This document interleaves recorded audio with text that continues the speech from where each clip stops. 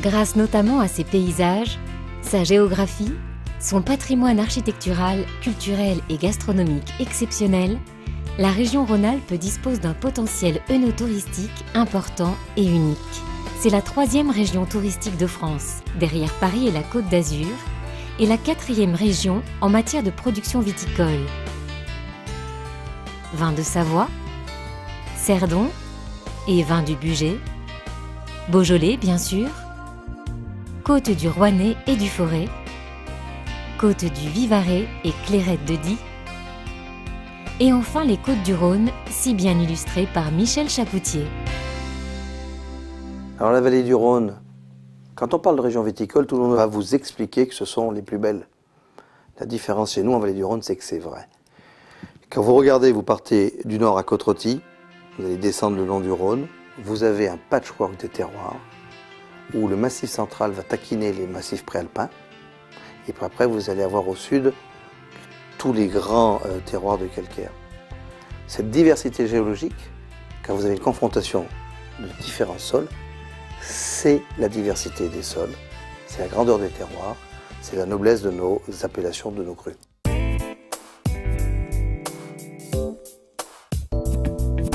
Lorsqu'on parle négoce propriété, c'est intéressant.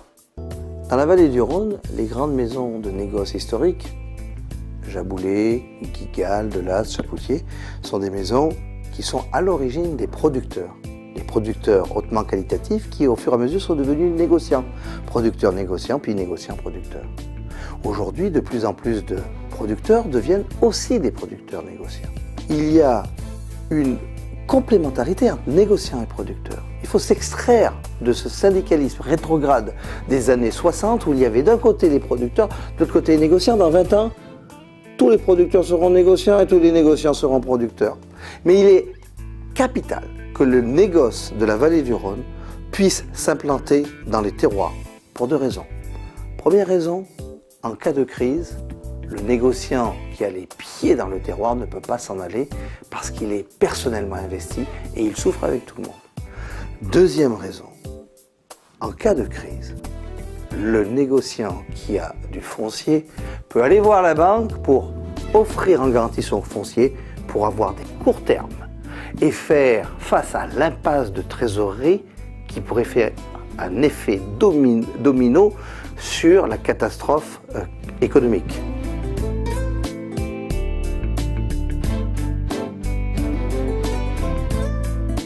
La SAFER Rhône-Alpes s'est donné 4 objectifs.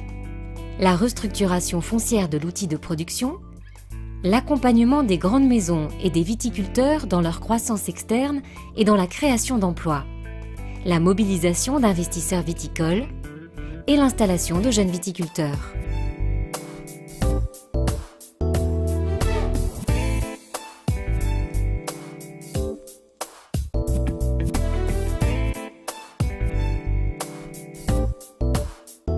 Alors l'appellation Saint-Joseph, qui fait partie des appellations du nord de la vallée du Rhône et dans la famille des côtes du Rhône des 13 crus, mais les crus septentrionaux, est une des appellations qui a eu une des histoires les plus mouvantes ces dernières années. D'abord parce qu'elle s'est créée en plusieurs temps, petite appellation autour des communes, autour de son berceau de Mauves, Saint-Jean-de-Musol, Tournon, Lemps, etc., Châteaubourg, et puis étendue en 69, d'une manière peut-être un petit peu administrative, ce qui a fait qu'elle a mis un peu de temps à se souder. Cette appellation, ensuite, on l'a revue et j'accepte et je revendique la paternité d'ailleurs de ces évolutions sur une révision de zone conclue en 1991. Pourquoi cette révision de zone? D'abord, c'était pour donner une unité à cette appellation qui en manquait un petit peu avec des vignes plantées en plaine, des vignes plantées trop en altitude, dans des expositions qui ne correspondaient pas forcément. C'est lui fixer un nouveau cadre commun à tous. Ce qui est important dans le triptyque d'une appellation, le cépage, le terroir et ses expositions. Et puis, on a été aidé parce qu'il y avait des guerres larvées entre le nord et le sud de l'appellation, je dirais entre les modernes et les anciens aussi peut-être, entre les vignerons coopérateurs et les caves particulières, et donc on a décidé de faire une révision de cette appellation.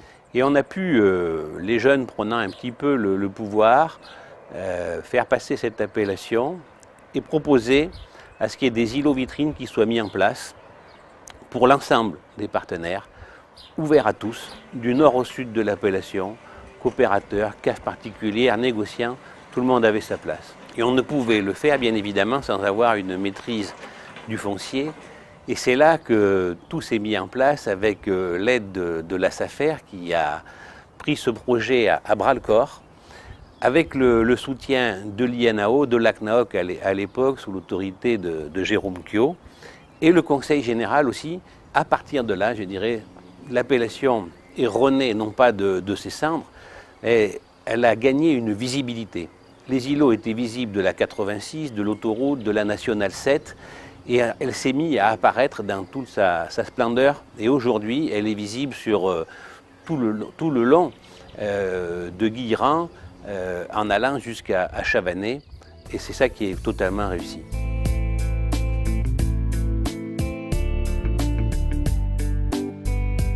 On se trouve au cœur d'un des îlots vitrines de l'appellation Saint-Joseph, l'îlot de Mauves, à un jet de pierre du lieu-dit Saint-Joseph qui a donné son nom à l'appellation. Ça m'intéressait particulièrement de vous montrer cet endroit et d'expliquer tout le travail qui a été fait ici, parce que je crois que c'est un magnifique exemple de collaboration entre des structures privées de plus ou moins grande importance, le travail qu'a opéré la SAFER et puis l'esprit visionnaire de quelques opérateurs et responsables de l'appellation il y a quelques décennies maintenant, qui ont su développer une énergie particulière à la remise en valeur de ces sites assez remarquables. Tout ça arrive à son aboutissement avec l'exploitation et la mise en valeur depuis ces terroirs magnifiques, avec une viticulture particulièrement exigeante et qui nécessite de gros moyens et de gros investissements humains. C'est vraiment un travail exigeant au quotidien, par contre qui trouve son aboutissement également dans la valorisation des produits, aussi bien dans notre territoire qu'au-delà de nos frontières. Et là, on est complètement dans ce cadre-là. Autre lieu, autre problématique, le Beaujolais. La restructuration foncière peut être ici aussi la procédure d'accompagnement d'un renouveau de l'appellation.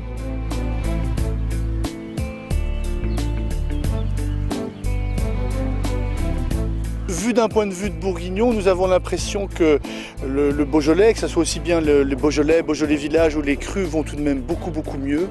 On assiste tout de même à une modernisation importante du vignoble. Il y a tout de même des productions de qualité, on a accumulé tout de même beaucoup de bons millésimes ces dernières années. Et puis au niveau des succès commerciaux, on voit bien qu'à l'export ça se passe tout de même beaucoup mieux. Les cours se sont redressés, donc voilà, le point bas est derrière nous. Ça prendra encore bien des années, mais fondamentalement nous sommes confiants et nous pensons que nous sommes dans la bonne direction. À la Maison de la Tour, nous sommes rentrés en contact avec la SAFER Rhône-Alpes il y a quelques années. On avait un projet ambitieux de Pinot Noir dans le sud Beaujolais avec entre guillemets des exigences. On voulait une altitude, on voulait être entre 350 mètres, des terroirs argilo-calcaires, bien sûr pour le Pinot Noir. Et donc on a collaboré pendant toutes ces années avec la SAFER Rhône-Alpes qui nous a aidé considérablement donc à définir, nous a fait des propositions, définir des îlots, les regrouper. Et puis ce qu'on a beaucoup apprécié, c'est que justement ils ont été capables de s'intéresser à cette entre guillemets révolution culturelle qui était tout de même le Pinot Noir dans le sud Beaujolais. Et ça, je crois que c'est important pour la vivacité de nos terroirs, nos paysages, justement de soutenir des gens entreprenants avec un vrai projet. Plus simplement, la SAFER doit chaque jour préserver l'équilibre et veiller à une répartition harmonieuse du foncier sur son territoire. Les comités techniques de la SAFER, instances d'arbitrage, en sont les garants. Les grandes maisons, aussi bien que les viticulteurs de taille plus modeste, doivent être accompagnés et satisfaits dans leurs demandes.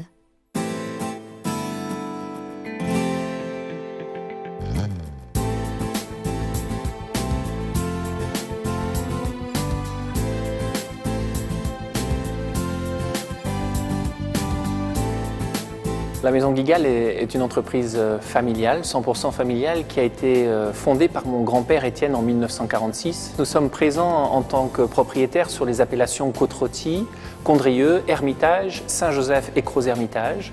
Nous sommes également acheteurs de raisins sur ces mêmes appellations et nous avons une activité de négociant-éleveur sur la partie septentrionale, mais aussi sur les appellations Châteauneuf-du-Pape, Gigondas, Tavel et Côtes-du-Rhône dans les 3 couleurs. Le rôle de la SAFER, en ce qui nous concerne, est important pour nous permettre de sécuriser nos apports. En effet, nous avons la chance d'avoir un beau développement sur l'ensemble de notre activité et il est important que l'on puisse se développer de façon équivalente sur la partie négoce, principalement sur la partie méridionale à travers les appellations Châteauneuf-du-Pape, Gigondas, Tavel et Côtes-du-Rhône, mais également dans le nord, à travers nos propriétés historiques, mais également des appellations montantes, je pense à l'appellation Saint-Joseph, et sur lequel il y a un vrai travail de promotion à réaliser, notamment à l'export. Il est important que sur ces appellations, on puisse jouer un rôle qualitatif sur, on va dire, des parcelles qualitatives afin de montrer une belle image de ces appellations septentrionales qui nous sont chères à tous. En termes d'emploi, la viticulture à la maison représente une trentaine de vignerons à l'année, donc qui s'occupent de nos vignobles sur la partie septentrionale. Des saisonniers, bien sûr, qui sont là à cette période de l'année pour attacher la vigne. Et puis bien sûr les vendanges. Donc les vendanges sont génératrices d'emplois. Pour vendanger nos domaines, on fait appel à une centaine de vendangeurs chaque année. Et je pense que c'est une très bonne chose de voir ces coteaux escarpés du Rhône septentrional qui revivent grâce à la viticulture.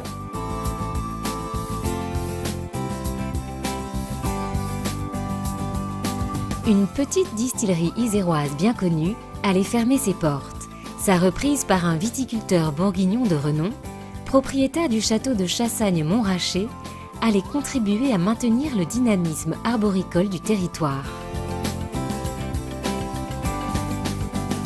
Le domaine de Piémenu sur lequel nous nous trouvons aujourd'hui a un produit d'une qualité tout à fait remarquable, qui est devenu une référence en matière de produits des terroirs sur Beaurepaire et sur Bièvre-Valois. Et d'ailleurs, on ne s'est pas trompé puisqu'au Salon de l'Agriculture de cette année 2014, ce produit a encore été reconnu avec sa médaille d'or. Et lorsqu'il a fallu permettre l'installation, mais sur plan purement administratif, de la société Picard, l'élu que je suis a largement contribué, je crois, à faire en sorte qu'on mette de l'huile dans les rouages, même s'il s'agit de rouages pour produire de l'alcool. Il est un fait que, par-delà, bien évidemment, la production, il y a aussi le fait qu'il y a des hommes et des femmes qui travaillent sur ce site. Ça n'est pas négligeable dans une région qui est frappée par les problèmes de l'emploi, en particulier dans les zones rurales. Et c'est un atout non négligeable en matière de développement économique, d'autant qu'il y a aussi des travailleurs saisonniers qui peuvent là aussi offrir une diversification de revenus à certaines catégories qui en ont bien besoin. La SAFER facilite aussi des mariages heureux.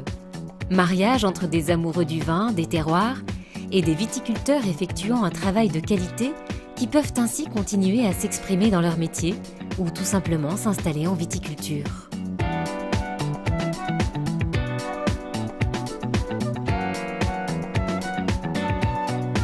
Le domaine Pradel a été créé il y a plusieurs générations et nous avons monté la cave avec mon frère en 1977. Aujourd'hui, on exploite 35 hectares sur la commune vinifiée sur la commune de Châteauneuf-du-Pape, en appellation Crozes-Hermitage.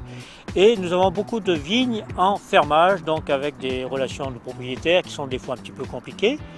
Et suite à un propriétaire qui vendait, nous avons rencontré M. Daniel Courby, qui était un de nos clients depuis plus de 30 ans et qui nous a permis de continuer, nous, à maintenir notre potentiel de production.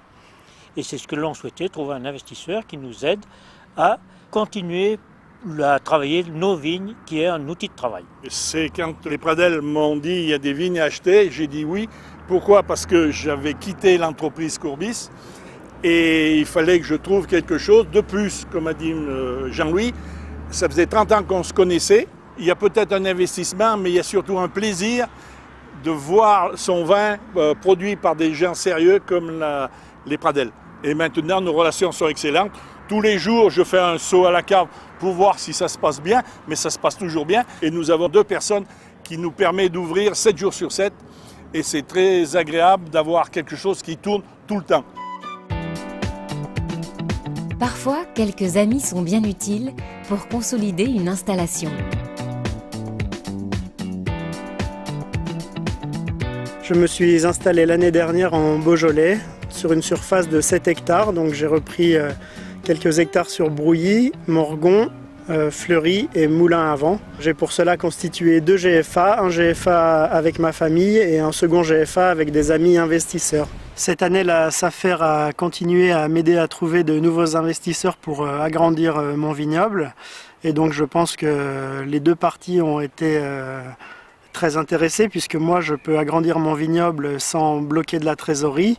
Et les investisseurs eux-mêmes sont contents de trouver un jeune qui a envie de s'investir pour faire des vins de qualité. Et donc je pense que c'est un investissement qui est très intéressant aussi. Au lieu de placer l'argent sur des placements financiers, ils préfèrent investir dans les vignes qui représentent un placement qui est stable pour eux. Depuis plusieurs années déjà, la SAFER Rhône-Alpes a créé un produit appelé Investivin, qui permet à des investisseurs avertis d'apporter leur soutien financier à des viticulteurs. Le fermage converti en bouteilles constitue pour les uns et les autres un échange de bons procédés. Enfin, place aux jeunes. Des jeunes de qualité aux projets affirmés, étrangers parfois au milieu viticole, frappent déjà à la porte.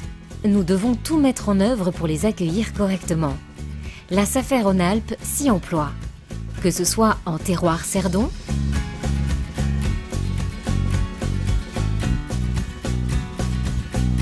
Alors une transmission, c'est pas ce qu'on croit. On croit toujours que c'est évident. On a la peur, on a l'anxiété, mais Laure et moi, ça s'est bien passé. On peut dire que ça s'est très bien passé. Et 6 mois après l'installation de Xavier, ça se passe toujours très bien. Pourquoi ça se passe bien? Parce que d'abord, on est tombé sur quelqu'un sympathique. Nous avons les mêmes affinités. On aime le rugby tous les deux. On aime lire le journal de bonne heure. On se lève de matin très tôt. Je fais le Cerdon méthode ancestrale presque en bio. Il a la même philosophie. En ce moment, on est en train de faucher l'herbe à fond, parce qu'il y a plus d'herbe que de vignes, si on peut dire. Donc, si vous voulez, 6 mois après, on peut se dire que c'est que du bonheur. Et je pense que ça va continuer parce qu'il y a une affinité, il y a une complicité. C'était pas évident au départ, mais ça s'est fait naturellement. Naturellement, alors qu'on se connaissait pas du tout. Mais grâce aussi au travail de la SAFER, de l'un et puis à notre compréhension, chacun a mis du sien et on est arrivé à ce résultat qui, à mon avis, va rester positif et le sera forcément à l'heure d'aujourd'hui. En Savoie,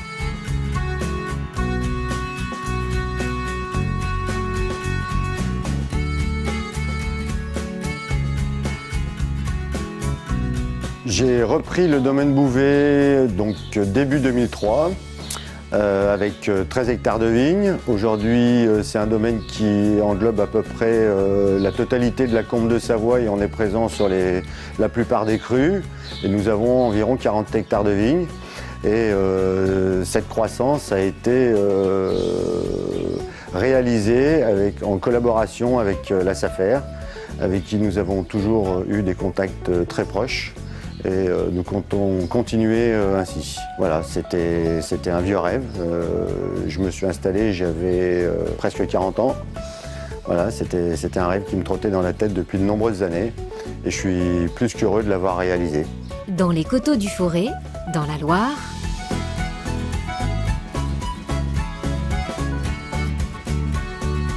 je suis fraîchement installé depuis une petite année dans l'aire d'appellation du Côte du Forêt et des vins de Pays d'Urfé au sein du GAEC du Pic. Une petite structure paysanne de 7 hectares et demi qui produit pas moins de 22 cuvées différentes. Autant dire une belle diversité de cépages et de recettes. Une structure qui a des ambitions pour le long terme. Évidemment, elles sont simples, pérenniser notre activité et puis valoriser un patrimoine viticole, comme on peut le voir ici, à Saint-Romain-le-Puy, un terroir volcanique, des parcelles en terroir granitique, avec des cépages comme le vionnier, qui s'acclimate très très bien, qui fait des vins pleins de subtilité sur notre terroir. On a la chance d'avoir pu collaborer avec la SAFER pour nous donner des perspectives de développement, aussi bien au niveau du foncier que dans l'installation technique de notre force de production. Les vins du coin ont un véritable potentiel œnologique, pour l'instant méconnu, mais qu'on espère pouvoir mettre au grand jour dans les années qui viennent. Que de bonheur et que de plaisir en perspective.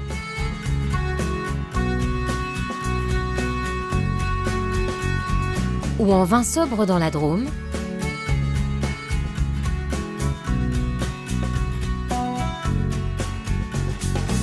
Alors quelques mots donc, sur le domaine Saint-Vincent. Le domaine vinicole s'étend sur 35 hectares.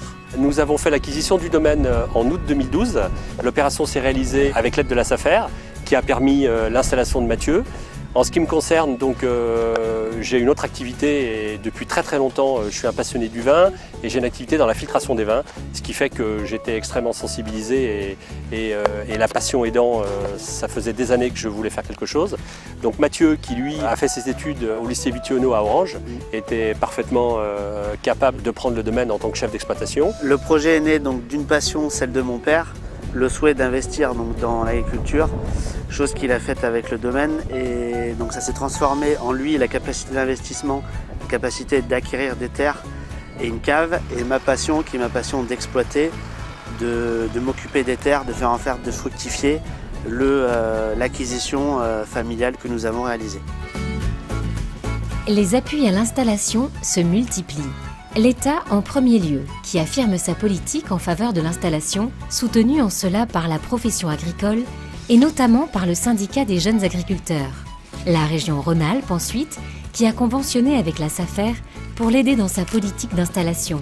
Ce sont en effet chaque année une cinquantaine de dossiers d'installation qui rentrent dans le dispositif. Certains conseils généraux ou communautés de communes contribuent également à cette aide en finançant notamment le stockage de propriétés par la SAFER. Enfin, certaines coopératives, à l'image de celle de Saint-Pantaléon-les-Vignes, ont engagé une réflexion sur l'installation de jeunes coopérateurs.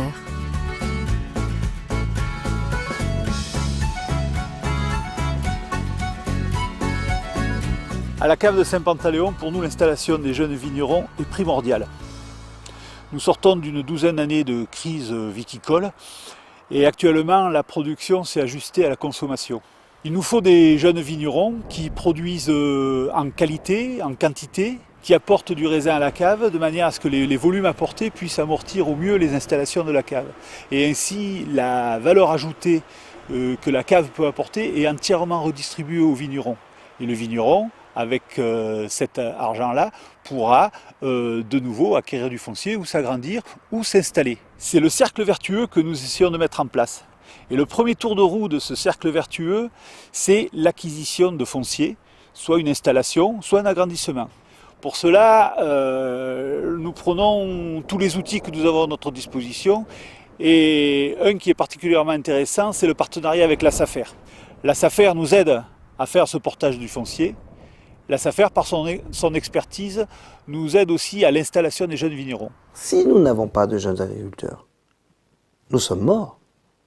La filière a besoin de régler ce problème de crise de vocation qui existe aujourd'hui. Et nous, les grandes maisons du négoce, sommes capables de faire des propositions. Dans la mesure où nous pouvons co-gérer la filière, nous pourrons aider au financement d'achat de terres pour la mise à disposition de jeunes agriculteurs qui nous permettront par des nouvelles plantations d'avoir des produits supplémentaires à offrir à l'exploitation, c'est-à-dire à offrir à la croissance de nos entreprises. Et c'est là qu'il y a une vraie complémentarité.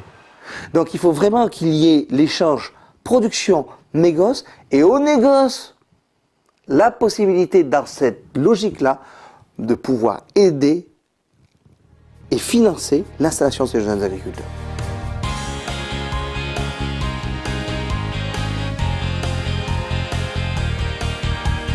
Du nord au sud et d'est en ouest, notre région Rhône-Alpes produit sur une multiplicité de terroirs remarquables des vins de qualité appréciés même à l'étranger.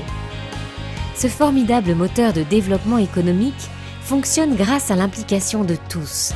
Nous avons besoin de vignerons de qualité, de grandes maisons exportatrices, de structures économiques, d'investisseurs, et le dynamisme des jeunes installés témoigne de cet attrait pour ce monde riche de sa diversité. Le foncier viticole doit être justement et harmonieusement partagé entre tous. La SAFER Rhône-Alpes veille scrupuleusement au respect de cet équilibre.